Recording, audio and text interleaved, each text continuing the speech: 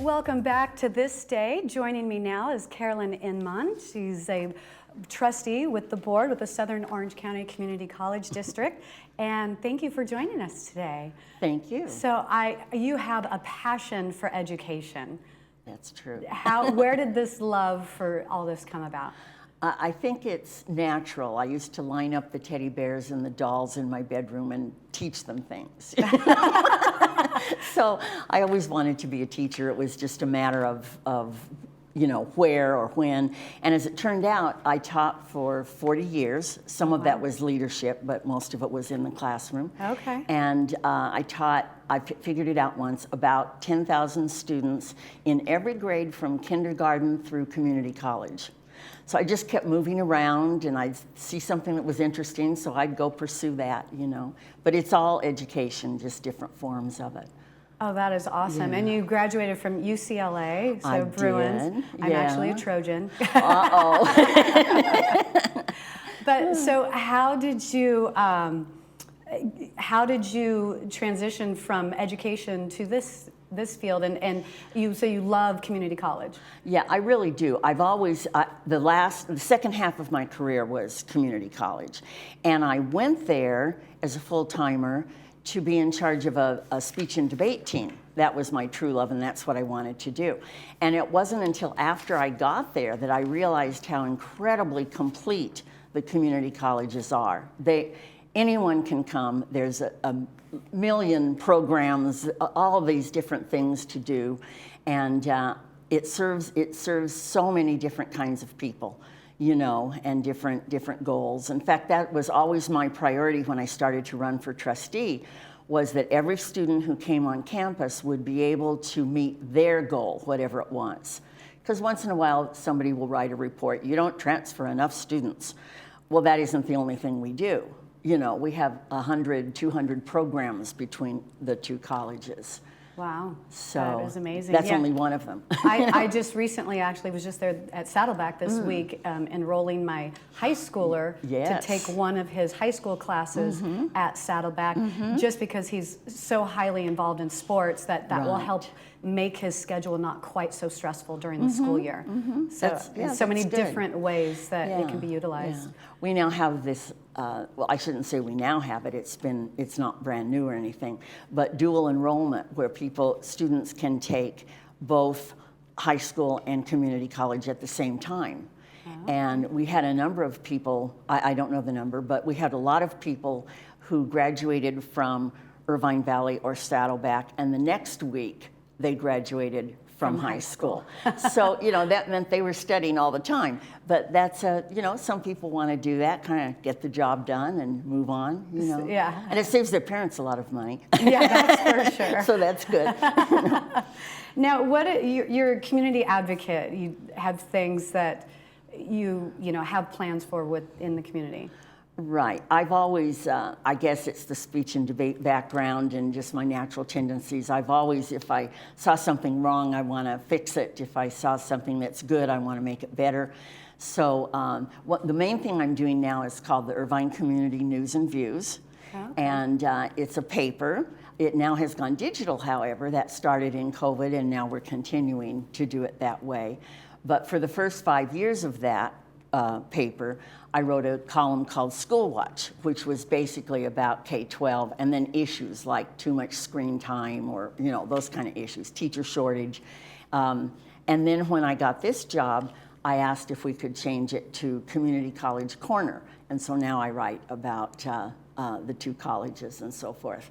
But then I also do senior advocacy. I was just going to ask about that. Yes, yeah. I've done that for I don't know, a decade probably. It's really important. By 2040, 1 out of 4 residents of Orange County will be elderly. And that is a huge thing in terms of services that need to be provided and how many workers there are for senior. It's a big challenge. And people are working all over the place for it. The governor has a master plan of aging, and people are trying to implement as much as they can, in theirs. We did one thing that was really neat.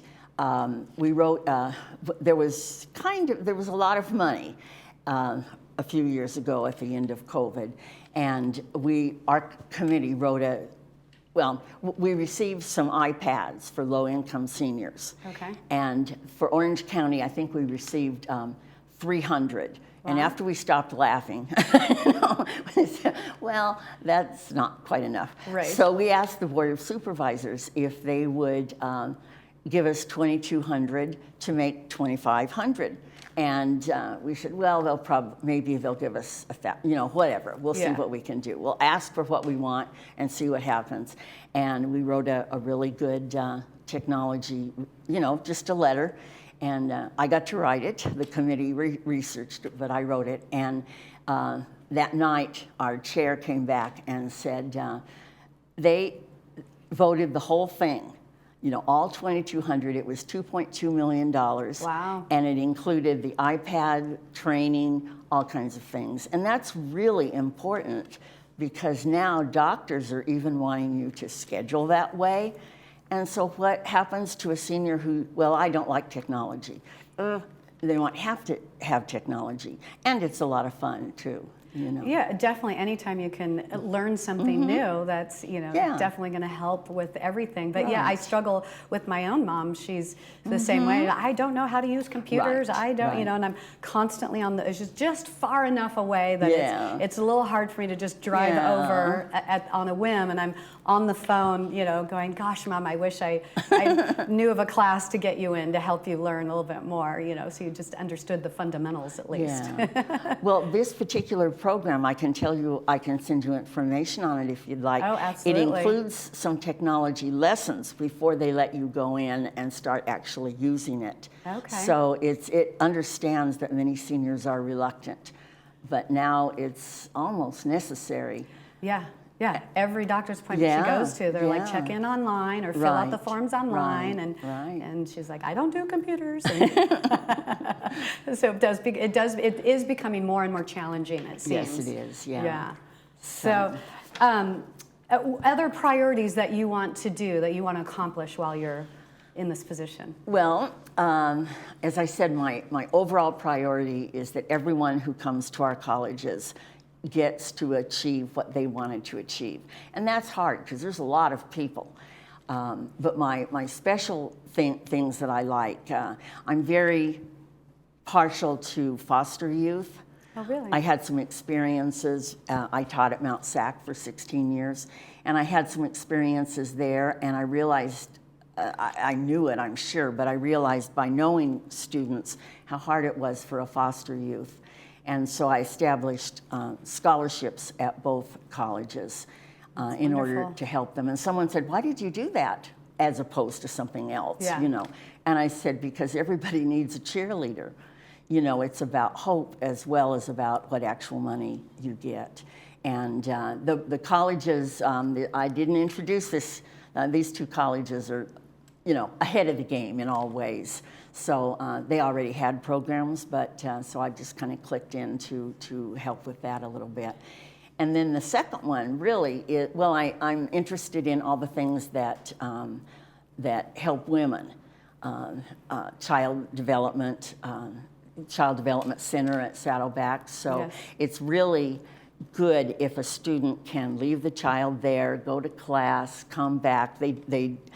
They're not parking and getting out a lot, but it's just a comfort feeling. And if they know their child is close to them and being cared for well, they'll do better in school. And so everybody's a winner on that. And the third one, the one that I talked about it when we went to Washington, D.C. and had appointments, and that's veterans. And the veteran centers at both of our colleges are excellent. In fact, an older veteran could go there too. There's no age limit on it. But there's a center, there's other veterans, there's people counselors that everybody that is staff that's in there knows about these issues, learns more about them, and helps the people who come in. It's really excellent. What are any common things that when people come in that they need help for? Well, there's, right now, an awful lot of people because of COVID, because of lots of things, because of money, inflation.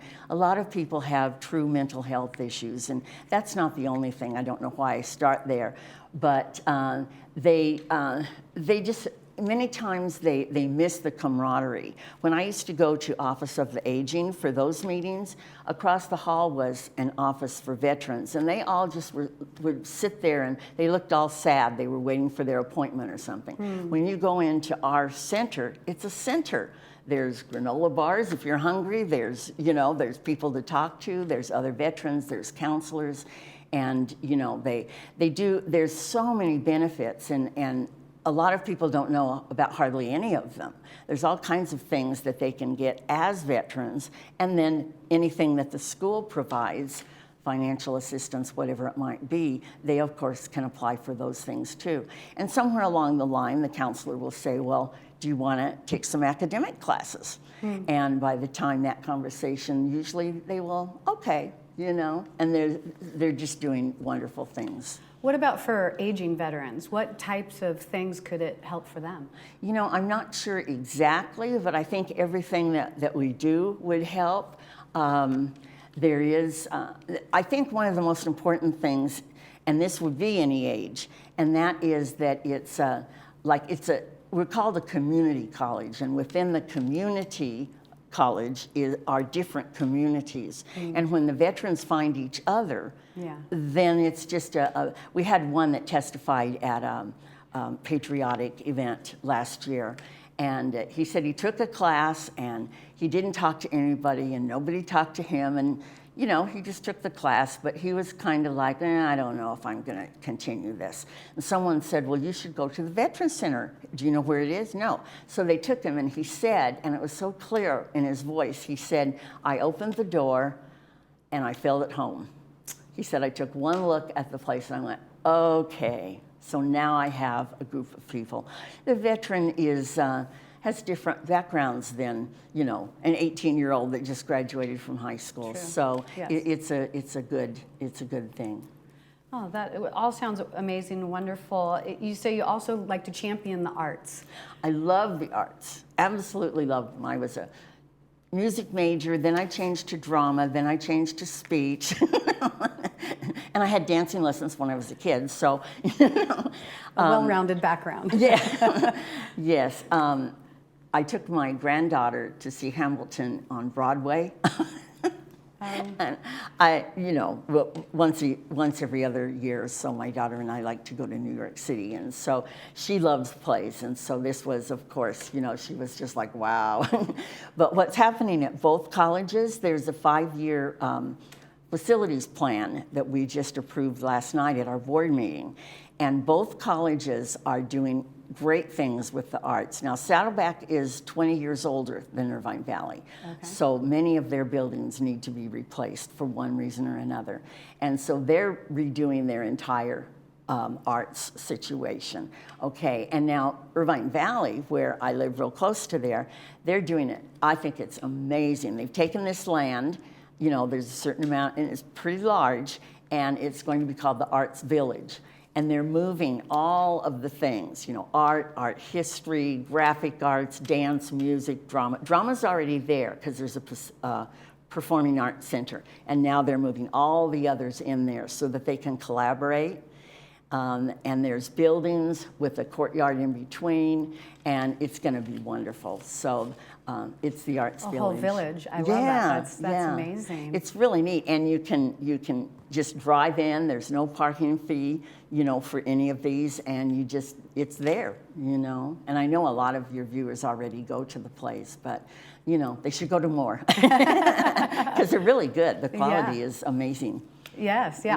I used to go back before I had kids. We used to go and check out some of the plays and things at Saddleback, and was always just thoroughly impressed with it. So, so you also, we want to talk about the, and forgive me for saying it wrong, Emeritus Institutes at Irvine Valley and Saddleback College, and the classes with all that. Well, they are amazing. The Saddleback one is huge. I don't have the numbers with me, but it's amazing amount of people go there. When I'm doing senior work, I was on the Senior Citizens Advisory Council for Orange County. So I'm going to meetings all over South Orange County, you know, as opposed to just Irvine where I live. And everybody that I met would say, oh, I can't talk any longer. I have to get to my emeritus class. And I mean, it was so complete. And the classes are free.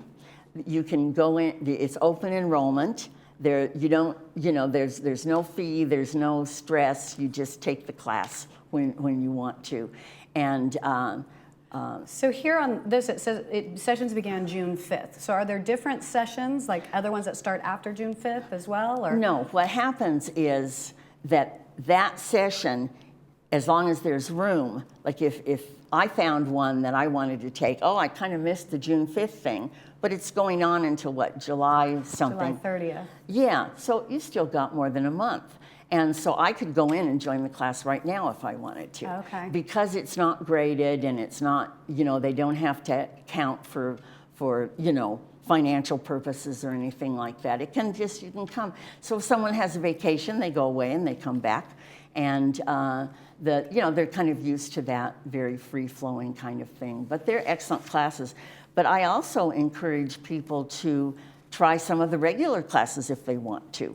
A long time ago, two friends of mine, I didn't even know that older people could go to Irvine Valley. I mean, it was a long time ago. I didn't know. And one was in the orchestra, and the other one was taking computer classes. And they were just in the regular program, not even emeritus. Okay. So it's just a lot of opportunities. So, and basically, if people want to check it out, where to go, to look, to go find and see what classes are available, so we have two different websites here, for one for Irvine Valley College, one for Saddleback College, and or you can call the phone number on the screen and they'll help you out to look and see what classes are available. Definitely, I've always said, definitely get involved. Life is more full when you get involved, right? I think it's really important for those of us that are seniors to do things for our physical things and mental things. And I think it's, we had a board meeting last night and we had 2 notebooks that were this thick. Usually we have one that's that thick. Last night there were 2. And, that makes your brain work. And that's good. That's good. Keep the brain sharp. That's very important. And so we have a few more slides here, but I think we kind of talked about some of this stuff already, but if you wanted to see the slides, it talks about the Veteran Services Centers and some of the resources that are included, tutoring, psychological services, disabled student programs and services, and more. So, great program there to help people. Also, our next slide, it talked about the Art Village at Irvine Valley College, and that will open in fall of 2023. So that's coming very soon here. I'm sorry, I didn't mean to interrupt. There's something really interesting about this one. There's this thing called the Aspen Prize, and the 150 community colleges in the whole country are chosen to then compete. It's an honor to be chosen, and then they compete for $1 million to do whatever I guess they want. I'm not sure about that part.